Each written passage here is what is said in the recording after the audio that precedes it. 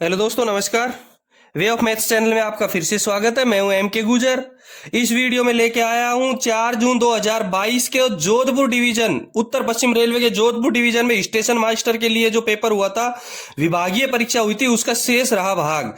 अब से पहले इस प्रश्न पत्र के मैंने 2 वीडियो विस्तारित रूप से बनाए हैं। एक एक प्रश्न का बहुत विस्तार से विवेचन किया हुआ है। वो आप का लिंक इसमें दे रखा है, आप उधर से जरूर देख लें। डिस्क्रिप्शन में उन दोनों वीडियो के लिंक हैं, आप उधर से जरूर देखना। इस वीडियो में 56वें क्वेश्चन से लेके आया हूं। देखेंगे 56वां क्वेश्चन। 56वें क्वेश्चन में दे रखा है एनटीकेएम का अर्थ क्या है। एनटीकेएम का अर्थ क्या है? और इसका बिल्कुल अर्थ होता है नेट टन किलोमीटर। इसका क्या अर्थ होता है? Net ton kilometre. नहीं तो नेट ट्रेन किलोमीटर होता है, नहीं नियर टन किलोमीटर होता है। और केवल 56वें एनटीकेएम का अर्थ होता है नेट टन किलोमीटर। ठीक है। 57वां क्वेश्चन देखेंगे। विद्युत इंजन के रूप में परिवर्तित WDG3A इंजन को कहा जाता है। WDG3A इंजन पहले डीजल के रूप में काम करता था, अब इसको विद्युत पावर के रूप में बदल दिया गया है कंपनी के द्वारा। इसका उत्तर रहेगा WAG-C3। इसका 57वें का डी उत्तर सही रहेगा, WAG-C3। ठीक है। 57वें क्वेश्चन में WDG3A इंजन पहले डीजल का था, इसको विद्युत इंजन में परिवर्तित करके WAG-C3 पावर बना दिया गया है। ठीक है। 58वें क्वेश्चन में देखेंगे BCN बैगन के मामले में मिनी रैक के लदान उतराई, लदान का मतलब भराई और उतराई खाली करना के लिए अनुमत निःशुल्क समय। BCN बैगन को खाली करने या भरने के लिए मिनी रैक के लिए सबसे कम अनुमानित समय कितना दिया गया है, जो गवर्नमेंट के द्वारा, रेल के द्वारा दिया जाता है? इसका उत्तर रहेगा 5 घंटे। BCN वैगन के मामले में BCN वैगन के मामले मिनी रैक के लदान और उतराई के लिए समय रहेगा मिनिमम 5 घंटे। जो फ्री का समय है वो कितना रहेगा? 5 घंटे रहेगा। ठीक है। 59वां क्वेश्चन देखेंगे। 59वें क्वेश्चन को हल करवाने से पहले मैं एक बार बता दूं कि इससे पहले इस पेपर में ध्यान रहे, विभागीय परीक्षा में NWR में 110 क्वेश्चन आते हैं, जिसमें से 10 क्वेश्चन राजभाषा के होते हैं, हिंदी के। 100 क्वेश्चन बाकी सब चीजों के 100 क्वेश्चन होते हैं। विभागीय गणित, अंग्रेजी सबके 100 क्वेश्चन आते हैं, और इनमें से केवल 100 क्वेश्चन आपको करने रहते हैं, 10 क्वेश्चन नहीं करने रहते हैं। ठीक है। मैंने आपसे पहले बहुत सारे हल करवा रखे हैं पेपर। उन पेपरों में एक चीज मैंने देखी है कि ये ऐसे क्वेश्चन है, विभागीय क्वेश्चन और हिंदी के क्वेश्चन है, सारे तोड़ मरोड़ करके एक दूसरे पेपर में आते रहते हैं। इसलिए आप कभी भी परीक्षा दो, विभागीय परीक्षा, तो पिछले वीडियो जरूर देखें। 100% इन्हीं वीडियो में से प्राप्त क्वेश्चन आते रहते हैं। 59वां क्वेश्चन है, किसी भी रेल सेवक को अवधि से अधिक तक की किसी भी प्रकार की निरंतर छुट्टी नहीं दी जा सकती है। एक रेल कर्मचारी को सबसे ज्यादा निरंतर लगातार कितने दिन की छुट्टी दी जा सकती है? 5 वर्ष है, 4 वर्ष है, 3 वर्ष है और 2 वर्ष है। तो मैं आपको क्लियर करवा देता हूं। 59वें क्वेश्चन में ए सही रहेगा, 5 वर्ष। किसी भी रेल कर्मचारी को 5 वर्ष से अधिक छुट्टी नहीं दी जा सकती है, निरंतर छुट्टी नहीं दी जा सकती है। किसी भी रेल कर्मचारी को 5 वर्ष से अधिक निरंतर छुट्टी नहीं दी जा सकती है। ठीक है। 59वां क्वेश्चन क्लियर है। आपका 60वां क्वेश्चन देखेंगे, नियोजन वर्गीकरण। 60वें क्वेश्चन में देखेंगे, नियोजन वर्गीकरण के विरुद्ध को अपील की जा सकती है। किसको अपील की जा सकती है? नियोजन वर्गीकरण के विरुद्ध किसको अपील की जा सकती है? महाप्रबंधक, मंडल रेल प्रबंधक, क्षेत्रीय श्रम आयुक्त, शाखा अधिकारी। 60वें क्वेश्चन का सी आंसर सही रहेगा, क्षेत्रीय श्रम आयुक्त को। नियोजन वर्गीकरण के विरुद्ध जो अपील की जा सकती है वो है क्षेत्रीय श्रम आयुक्त। क्षेत्रीय श्रम आयुक्त को रिपोर्ट की जा सकती है। 61वां क्वेश्चन देखेंगे, रेल कर्मचारी को निलंबित करने के लिए किस फॉर्म का उपयोग किया जाता है? निलंबित करने के लिए किस फॉर्म का उपयोग किया जाता है? सस्पेंड करने के लिए, रेल कर्मचारी को सस्पेंड करने के लिए किसका उपयोग किया जा सकता है? SF5, SF11, SF1 और SF2। मैं आपको चारों के बारे में क्लियर करवा देता हूं। SF5 का क्या मतलब होता है, 11 का और 1 और 2 का, 5 चारों का मतलब क्या होता है, पहले ये क्लियर कर लेते हैं। SF5 ए में दे रखी है SF5, और SF5 का मतलब होता है ये किसके लिए जारी की जाती है कि नियम 9 के अंतर्गत दीर्घ दंडारोपण के लिए आरोप पत्र, यानी कि बड़ी शास्ति के लिए, किसके लिए, बड़ी शास्ति के लिए। SF5 नियम 9 के अंतर्गत दीर्घ दंडारोपण के लिए आरोप पत्र। और SF11 होती है कि लघु आरोप पत्र, लघु दंडारोपण के लिए, छोटी शास्ति के लिए। SF5 बड़ी शास्ति के लिए मानी जाती है और SF11 छोटी शास्ति के लिए मानी जाती है। सी में दे रखा है SF1 का मतलब होता है नियम 5 के पैरा नंबर 1, नियम 5 के पैरा नंबर 1 के तहत निलंबन आदेश, सस्पेंड ऑर्डर। SF1 में क्या होता है, निलंबन आदेश होता है नियम संख्या 5 के पैरा नंबर 1 के तहत, सस्पेंड ऑर्डर, यानी कि 61वें क्वेश्चन का उत्तर रहेगा सी, SF1। SF2 का भी मैं बता देता हूं, डी में जो SF2 दे रखा है, मैं एक बार बता दूं आपको कि परीक्षा में इसमें तो चलो ये दे रखा है, बाकी किसी का भी पूछ सकता है, SF5 का भी पूछ सकता है, 11, 1, 2 किसी का भी पूछ सकता है। तो मैं आपको चारों चीजें क्लियर करवा देता हूं। SF2 का मतलब होता है नियम संख्या 5 के पैरा संख्या 2 के तहत डिम्ड निलंबन आदेश, डिम्ड निलंबन आदेश के लिए SF2 दी जाती है। मैं वापस रिपीट करवा दूं, SF5 दी जाती है बड़ी शास्ति के लिए, दीर्घ दंडारोपण के लिए। SF11 दी जाती है लघु आरोप पत्र यानी लघु दंडारोपण, छोटी शास्ति के लिए। SF1 सस्पेंड ऑर्डर है और SF2 नियम 5 के पैरा 2 के तहत डिम्ड निलंबित आदेश। ठीक है, 61वें सवाल का क्वेश्चन का हल आराम से हो गया। एक बार यदि आपको वीडियो पसंद है तो लाइक और शेयर जरूर करें, और किसी भी प्रकार की प्रॉब्लम के लिए मेरे कमेंट बॉक्स में जरूर कमेंट करें। ठीक है, चैनल को अभी तक सब्सक्राइब नहीं किया है तो एक बार चैनल को सब्सक्राइब जरूर करें। 62वां क्वेश्चन है, अधिकतम औसत वेतन छुट्टियों की संख्या जिनका संचयन किया जा सकता है, यानी कि औसत वेतन छुट्टी जिनको कर्मचारी जोड़ करके उनका पैसा ले सकता है। सबको पता है रिटायरमेंट के लिए सब 300 छुट्टियां इकट्ठी करते हैं, तो 62वें क्वेश्चन का बी आंसर सही रहेगा। औसत छुट्टी कितनी इकट्ठी करनी चाहिए, 300 छुट्टी इकट्ठी होंगी। ठीक है, 62वें क्वेश्चन का बी सही रहेगा। 63 नंबर का क्वेश्चन देखेंगे, एरर सीट कितनी प्रतियों में तैयार किया जाता है। एरर सीट कितनी प्रतियों में तैयार की जाती है, और एरर सीट 4 प्रतियों में तैयार की जाती है। एरर सीट 4 प्रतियों में तैयार की जाती है, इसलिए 63 नंबर के क्वेश्चन का आंसर रहेगा सी, 4। ठीक है, अगला क्वेश्चन रहेगा 64 नंबर का क्वेश्चन है, पावर प्लान करते समय। 64 नंबर के क्वेश्चन में देखेंगे पावर प्लान करते समय किन किन सर्विसेज को शामिल किया जाता है। जब पावर प्लान करते हैं उस टाइम पर किन किन सर्विसेज को शामिल किया जाता है। ए में पैसेंजर दे रखा है, बी में माल दे रखा है, सी में शंटिंग दे रखी है, और डी में उपरोक्त सभी दे रखा है। तो 64वें में देखेंगे कि पावर प्लान जब करते हैं उसमें सारी सर्विसेज को शामिल किया जाता है, ऑल सर्विसेज शामिल की जाती हैं, पैसेंजर भी होती हैं, गुड्स होता है, और शंटिंग भी शामिल होती हैं। इसलिए 64वें क्वेश्चन का उत्तर रहेगा D, all of the above. ठीक है, 64वें क्वेश्चन में पैसेंजर, गुड्स और शंटिंग सारी सम्मिलित रहेंगी, इसलिए 64वें क्वेश्चन का उत्तर रहेगा डी, उत्तर रहेगा। ठीक है, 65वां क्वेश्चन देखेंगे, total engine over of traffic use को 24 से भाग करके किसकी गणना की जाती है।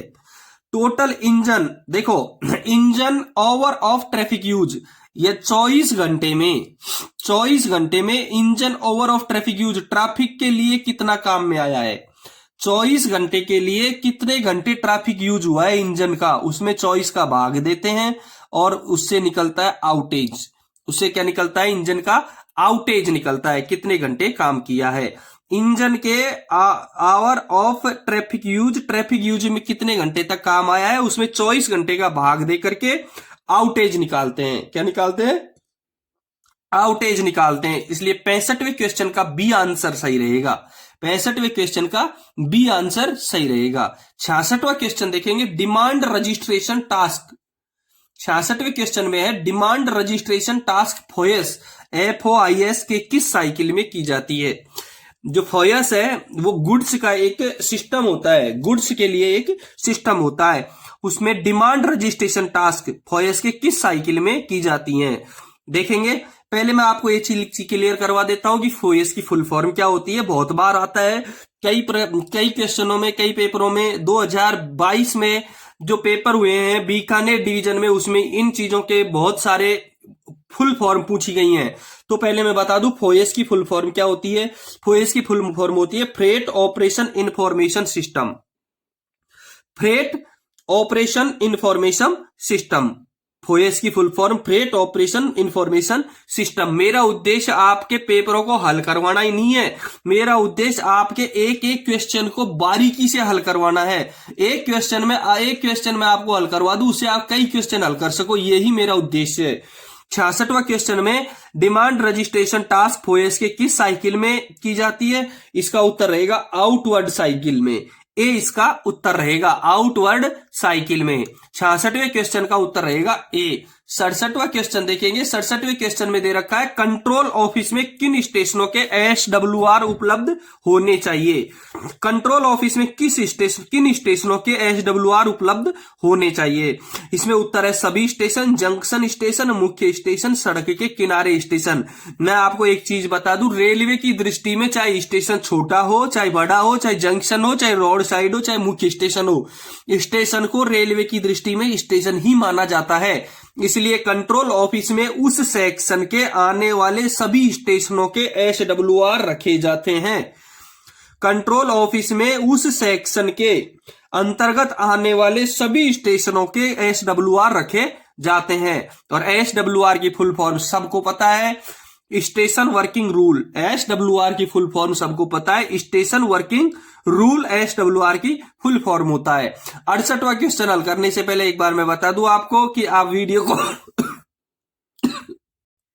अभी तक आपने वीडियो को लाइक और शेयर नहीं किया है तो एक बार लाइक और शेयर जरूर करें, और चैनल को सब्सक्राइब नहीं किया है तो एक बार सब्सक्राइब भी जरूर कर दें।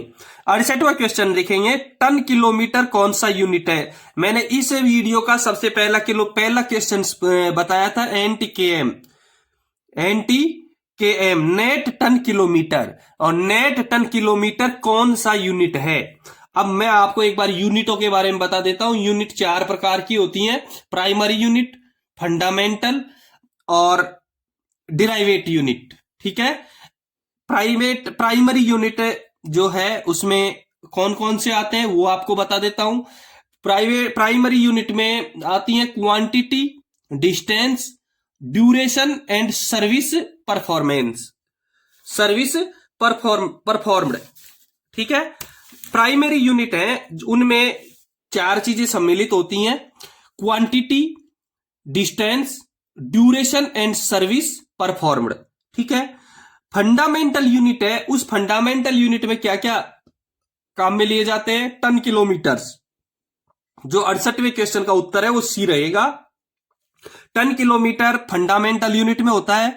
तो फंडामेंटल यूनिट में कौन कौन से होते हैं? Ton kilometres, passenger kilometres, ton kilometres, passenger kilometres, train kilometres, wagon kilometres और इंजन आवर्स, वैगन डे आदि।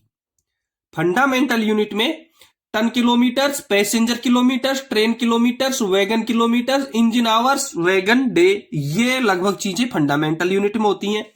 डिराइव्ड यूनिट होती है, उसमें पैसेंजर की अर्निंग, नंबर ऑफ पैसेंजर और वैगन किलोमीटर जो डी में दे रखा है। डिराइवेटिव यूनिट उसमें होता है passenger earning, number of passenger, wagon का किलोमीटर। ये डी में जो दे रखी है उसमें हो गया। 68 का क्लियर हो गया आपको कि टन किलोमीटर यूनिट है वो फंडामेंटल यूनिट है, टन किलोमीटर यूनिट है वो फंडामेंटल यूनिट है। ठीक है, 69वां क्वेश्चन देखेंगे, रात्रि निरीक्षण। 69वें क्वेश्चन में रात्रि निरीक्षण सामान्यतः कितने से कितने बजे के बीच में किया जाता है? सभी स्टेशनों के, भारतीय रेल में सभी स्टेशनों पर रात्रि निरीक्षण स्टेशन अधीक्षक के द्वारा महीने में 2 बार किया जाता है। अचानक औचक रात्रि इंस्पेक्शन स्टेशन अधीक्षक के द्वारा महीने में 2 बार किया जाता है। और कितने बजे से कितने बजे तक किया जाता है? इसका उत्तर रहेगा बी, 0 बजे से 4 बजे तक। इसका उत्तर रहेगा बी, 0 बजे से 4 बजे तक। विभागीय कई परीक्षाओं में मैं बता देता हूं आपको, कई प्रकार के सवाल पूछे जाते हैं। एक परीक्षा में तो ऐसा भी पूछा गया है कि रात्रि समय, रेलवे में रात्रि समय कब से कब तक माना गया है। मैं आपको इसका क्लियर करवा देता हूं कि रात्रि समय, भारतीय रेल में रात्रि समय सूर्यास्त से सूर्योदय माना गया है। भारतीय रेल में रात्रि समय सूर्यास्त से सूर्योदय माना जाता है। दूसरा एक क्लियर और करवा देता हूं, जो रात्रि ड्यूटी का भत्ता मिलता है वो हमको मिलता है, जो ए में दे रखा है 22 बजे से 6 बजे तक का रात्रि अलाउंस, नाइट अलाउंस जो हमको मिलता है वो मिलता है 22 बजे से 6 बजे तक। देखो 0 बजे से 4 बजे तक रात्रि निरीक्षण का सामान्य समय है, 22 बजे से 6 बजे तक का हमको रात्रि ड्यूटी का भत्ता दिया जाता है, और सूर्यास्त से सूर्योदय का हमारा रात्रिकालीन समय है रेलवे के अनुसार। ठीक है, 69वें क्वेश्चन का आंसर रहेगा बी, 0 बजे से 4 बजे तक। 70वें क्वेश्चन में देखेंगे, मेल एक्सप्रेस गाड़ी में, 70वें क्वेश्चन में दे रखा है मेल एक्सप्रेस गाड़ी में प्रारंभिक स्टेशन पर कितना ब्रेक पावर होना चाहिए। मेल एक्सप्रेस गाड़ी में प्रारंभिक स्टेशन पर पूरा 100% ब्रेक पावर होना बहुत जरूरी है। मेल एक्सप्रेस गाड़ी में प्रारंभिक स्टेशन पर 100% ब्रेक पावर होना बहुत जरूरी है। ठीक है, इसलिए 70वें क्वेश्चन का आंसर रहेगा सी। 70वें क्वेश्चन का आंसर रहेगा सी। 71वां क्वेश्चन देखेंगे, 71वें क्वेश्चन में दे रखा है इंजीनियरिंग अलाउंस की जानकारी कहां पर प्राप्त होती है। इंजीनियरिंग अलाउंस की जानकारी कहां पर प्राप्त होती है, देखेंगे सबसे पहले दे रखा है SWR, फिर दे रखा है WTT, उसके बाद में दे रखा है एक्सीडेंट मैन्युअल, फिर दे रखा है G&SR। और इंजीनियरिंग अलाउंस की सारी जानकारियां होती हैं WTT में, WTT में। और WTT की फुल फॉर्म होती है working time table. Working time table जो स्टेशनों पर आधिकारिक तौर पर सरकारी कार्यालयों में यूज के लिए जो टाइम टेबल होता है उसको हम वर्किंग टाइम टेबल कहेंगे। और इंजीनियरिंग अलाउंस, ट्रैफिक अलाउंस सबकी जानकारी हमारे वर्किंग टाइम टेबल में होती है, जो स्टेशनों पर, हर स्टेशन पर हर रेल कर्मचारी के पास में उपलब्ध होता है। इसलिए 71वें क्वेश्चन का आंसर रहेगा बी, WTT। ठीक है, हमसे पहले के मैंने जो वीडियो हल करवाए सबके लिंक डिस्क्रिप्शन में दे रखे हैं, आप उधर सबको जरूर देखना एक बार। ठीक है, और चैनल को अभी सब्सक्राइब नहीं किया है तो एक बार सब्सक्राइब जरूर कर देना। 72वां क्वेश्चन देखेंगे, मेल एक्सप्रेस गाड़ी में, मेल एक्सप्रेस गाड़ी में पिछले SLR के पीछे अधिकतम कितने निरीक्षण यान लगाए जा सकते हैं। मेल एक्सप्रेस गाड़ी में पिछले SLR के पीछे अधिकतम कितने निरीक्षण यान लगाए जा सकते हैं। देखो मैं आपको एक बात क्लियर करवा दूं, मेल एक्सप्रेस गाड़ी में केवल एक ही SLR के पीछे केवल एक ही निरीक्षण यान लगा सकते हैं। यानी कि चाहे मेल हो गाड़ी, चाहे वो मेल एक्सप्रेस गाड़ी, चाहे वो ब्रॉड गेज की हो, चाहे मीटर गेज की हो, कोई से भी गेज में गाड़ी चल रही हो, लेकिन हम उसके पीछे केवल एक निरीक्षण यान लगा सकते हैं। 72वें क्वेश्चन का उत्तर रहेगा सी।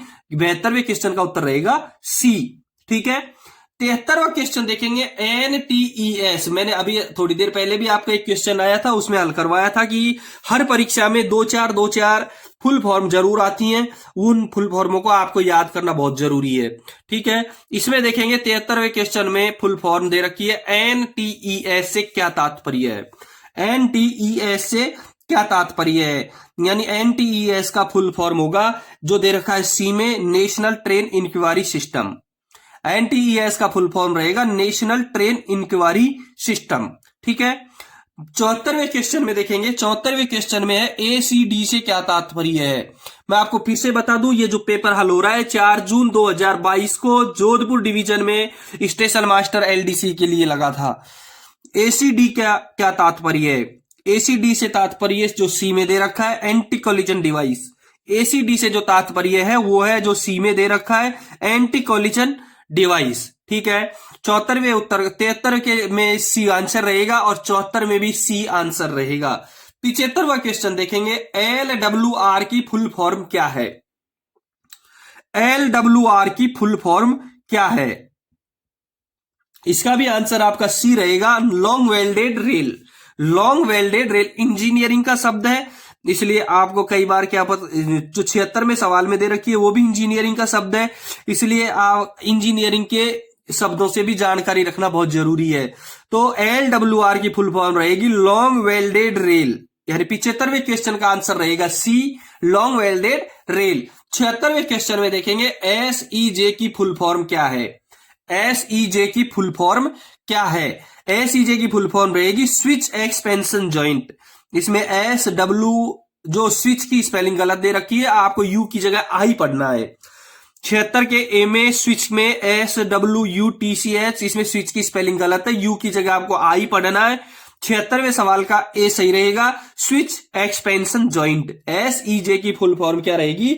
Switch expansion joint. आपको यदि इस प्रश्न पत्र की PDF प्राप्त करनी है तो आप एक बार मेरे इसमें डिस्क्रिप्शन में मेरा चैनल दे रखा है, इंस्टाग्राम वो टेलीग्राम चैनल है, टेलीग्राम चैनल पर जरूर क्लिक करें और वह मेरे को जरूर लिखें, आपको इसकी PDF भी प्राप्त हो जाएगी। इसके साथ विभिन्न बहुत सारे पेपर हैं, उनकी PDF आप वहां से जरूर प्राप्त करें।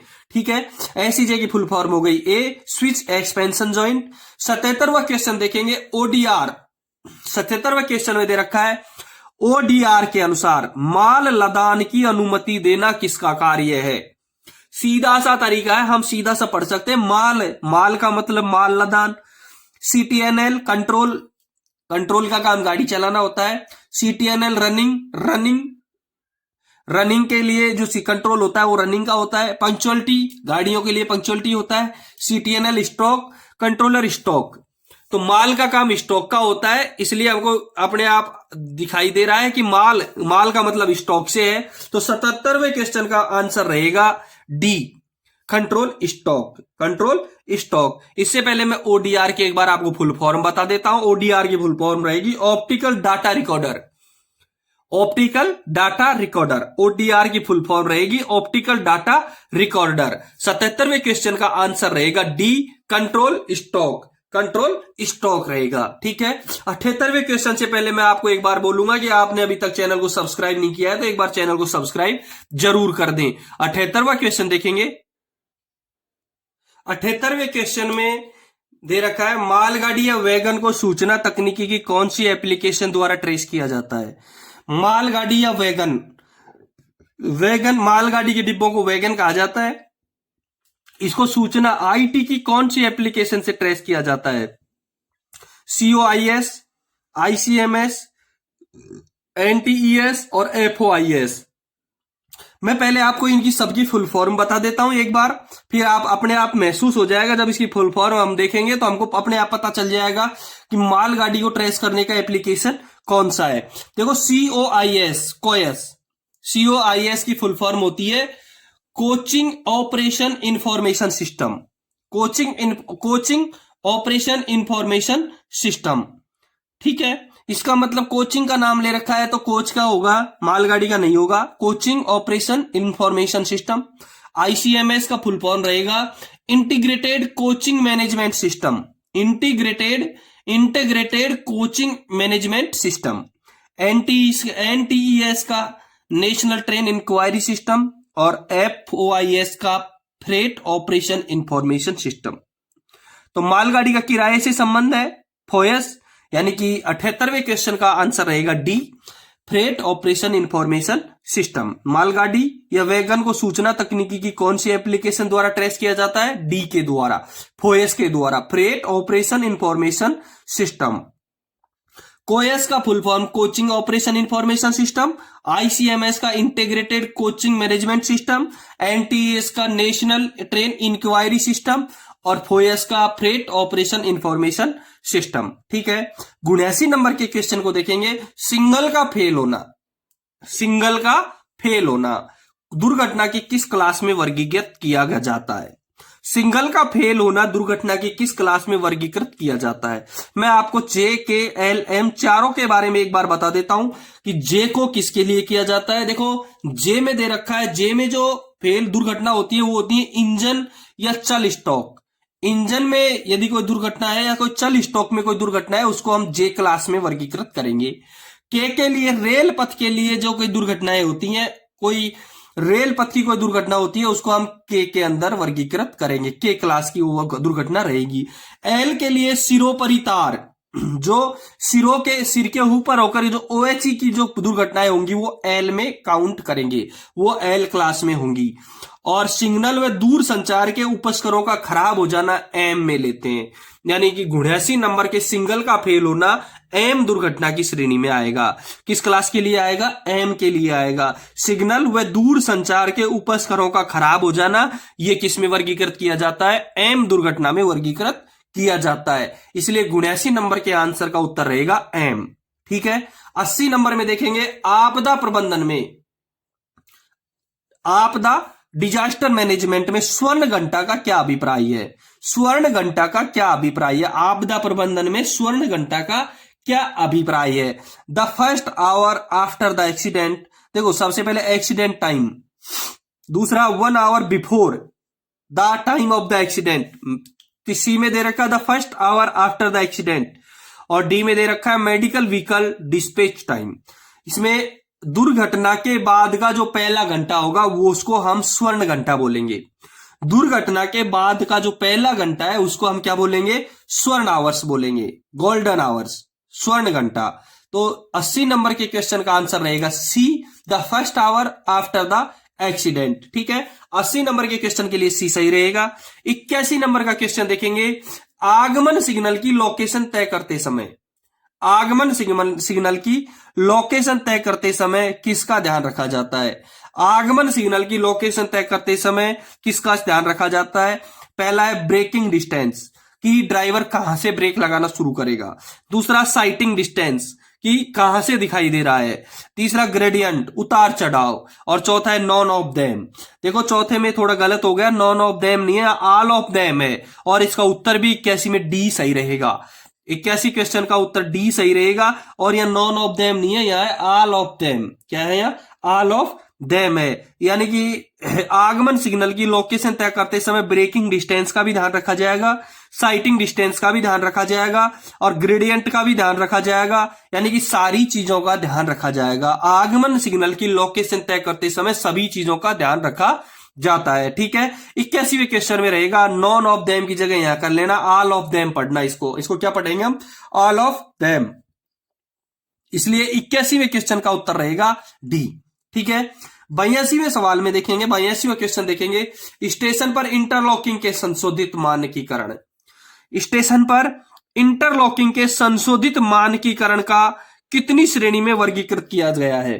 कितने स्टैंडर्ड में वर्गीकृत किया गया है? इंटरलॉकिंग को कितने स्टैंडर्ड में वर्गीकृत किया गया है? ध्यान रहे, स्टेशनों को 4 भागों में स्टैंडर्ड में डिवाइड किए गए हैं। सारे स्टेशन है उनको 4 में, फर्स्ट, सेकंड, थर्ड और फोर्थ।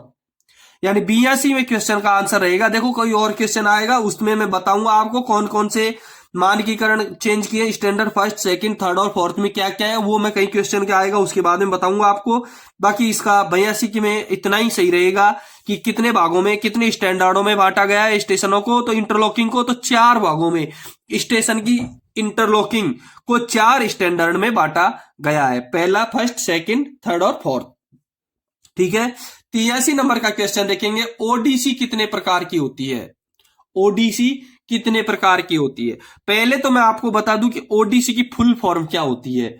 ओडीसी की फुल फॉर्म होती है over dimensional consignment, over dimensional consignment. ODC की फुल फॉर्म होती है ओवर डायमेंशनल कंसाइनमेंट। ठीक है। और ओडीसी 3 प्रकार की होती है। 83वें क्वेश्चन में ए सही रहेगा। ओडीसी 3 प्रकार की होती है, ए, बी और सी। ओडीसी 3 प्रकार की होती है, ए, बी और सी। मैं एक बार थोड़ा सा ओडीसी के बारे में थोड़ा सा आपको हिंट बता देता हूं कौन कौन सी होती हैं। ए जो ओडीसी होती है उसका जो चलाने की अनुमति है वो डीआरएम या पीसीओम के द्वारा दी जाती है। मंडल रेल प्रबंधक या मुख्य प्रधान परिचालन प्रबंधक के द्वारा ओडीसी, ए क्लास ओडीसी की ऑथोरिटी दी जाती है। और ए क्लास ओडीसी है वो दिन और रात दोनों में चलाई जा सकती है। बी क्लास जो ओडीसी होती है उसकी चलाने की परमिशन सेम उसी तरीके से डीआरएम या पीसीओम दोनों के द्वारा दी जा सकती है और वो दिन और रात दोनों में चल सकती है। सी क्लास ओडीसी की परमिशन केवल सीआरएस के द्वारा दी जाती है, जो कमिश्नर ऑफ रेलवे सेफ्टी के द्वारा दी जाएगी। लेकिन सी क्लास ओडीसी को केवल रात में नहीं चला सकते, केवल दिन में ही चलाई जा सकती है। सी क्लास ओडीसी केवल दिन में ही चलाई जा सकती है। 83 नंबर के क्वेश्चन का आंसर रहेगा ए, 3 सही रहेगा इसमें। ठीक है। 84 नंबर का प्रश्न देखेंगे, टाइप बी मार्ग की अधिकतम गति। टाइप बी मार्ग की अधिकतम गति कितनी रहेगी? इसका आंसर रहेगा ए 130 किलोमीटर प्रति घंटा, 130 किलोमीटर प्रति आवर्स। यानी 84 नंबर के क्वेश्चन का उत्तर रहेगा ए, टाइप बी मार्ग की अधिकतम गति 130 किलोमीटर प्रति घंटा रहेगी। ठीक है। 85 नंबर का क्वेश्चन देखेंगे, बड़ी संयुक्त दुर्घटना जांच कितने प्रकार की होती है? बड़ी संयुक्त दुर्घटना जांच कितने प्रकार की होती है? मैं आपको एक बार बता दूं, यह जांच 4 प्रकार की होती है। बड़ी संयुक्त दुर्घटना जांच कितने प्रकार की होती है?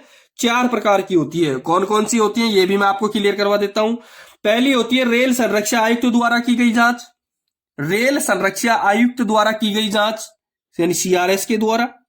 दूसरा नंबर की है अधिकारियों की संयुक्त जांच। तीसरे नंबर की है वरिष्ठ अधीनस्थ की संयुक्त जांच। और चौथे नंबर की है विभागीय जांच। बड़ी संयुक्त दुर्घटना जांच 4 प्रकार की होती हैं। 85 नंबर के क्वेश्चन का आंसर रहेगा सी बी 4। कौन कौन सी होती हैं? रेल संरक्षा आयुक्त द्वारा की गई जांच यानी सीआरएस के द्वारा की गई जांच, अधिकारियों की संयुक्त जांच, वरिष्ठ अधीनस्थ की संयुक्त जांच और विभागीय जांच। ठीक है। 85 नंबर के क्वेश्चन का बी आंसर सही रहेगा। 86 नंबर का क्वेश्चन अगले वीडियो में हल करवाऊंगा। इसके पहले के वीडियो का लिंक मैंने डिस्क्रिप्शन में दे रखा है, उधर से आप जरूर देखना। यदि वीडियो में कुछ अच्छा लगे तो आप कमेंट का जरूर करना। अपने चैनल को सब्सक्राइब नहीं किया है तो एक बार सब्सक्राइब जरूर करना, लाइक और शेयर करना। ठीक है। अगले वीडियो को जल्दी ही डालूंगा, इससे अगले क्वेश्चन है वो अगले वीडियो में आएंगे। धन्यवाद।